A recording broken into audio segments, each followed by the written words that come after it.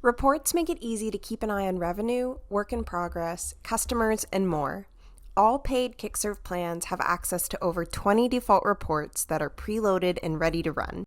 In this video, I'll cover the 3 sections of our default reports: sales and marketing, work, and finance. And I'll also show you how to run some example reports in all 3. Just a note, I'm going to be using my test account for a fictitious company called Shine Bright Cleaning.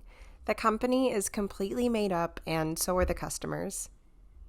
First up is the sales and marketing section. This is where you'll find reports that track revenue, customers, sales activity, and marketing expenses. You can also run sales reports based on tags for services, jobs, and charge items. Choose between summary reports for a general overview or a detailed report for a closer look.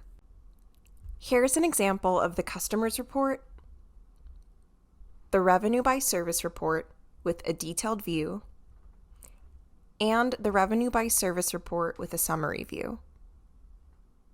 One thing I want to note is that different reports have different criteria for the data they'll pull.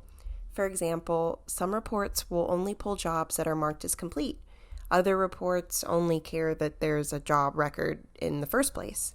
You'll want to double check the description at the top of the report to know what to expect.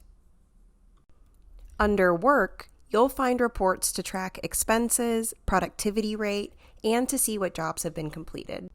Here's an example of the jobs completed report and productivity report. Lastly, under finance, you'll find report options for payments, customer balances, employee time cards, and more. And here's an example of the accounts aging report and customer balances report. That's it for Kickserv's default reports that come included with every paid plan. But if you need a report not listed here that works better for your business, consider using our custom reports feature, which is available for standard plans and above.